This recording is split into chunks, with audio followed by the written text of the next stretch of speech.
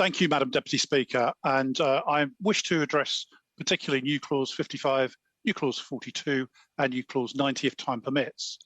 Now, members on the House can all agree that clarity is crucial when we're talking about the proper functioning of the House, and particularly when we cover immensely sensitive subjects like abortion and the ending of human life.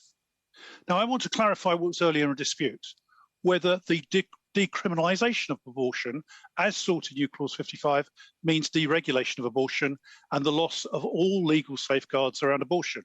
Indeed, changing the law means changing regulations. Now, the central and implacable legal fact of new clause 55 is that by repealing the relevant sections of the Offences Against the Person Act and the relevant offences under the Infant Life Preservation Act, it will immediately undo all of the safeguards provided by the Abortion Act 1967. Now, as my honourable friend, the member for Congleton, so soberly and succinctly stated in the first session of this debate, this amendment would sweep away all current legal safeguards and protections, not only for the unborn child, but also many which protect women. The 1967 Act would in effect be void, and it would leave England and Wales with one of the most extreme abortion laws in the world. So may I briefly remind members what these safeguards involve. They are not obstructions from opponents of abortion. They are crucial, vital protections against clear and present dangers.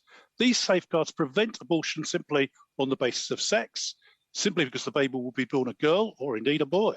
They ensure that health professionals' freedom to conscientiously object are protected, and prevention abortion right up until birth, even though many prematurely born babies are born and survive and thrive every single week.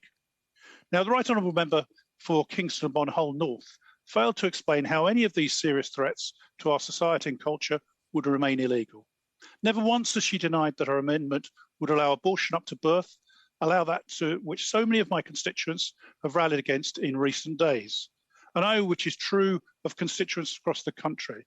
And I've received more emails and calls about this particular amendment than any other measure that I've had since I was elected to the House 11 years ago. The Right Honourable Member may argue that abortion will remain regulation by some of the different medical bodies in this country. But these medical bodies cannot make legislation.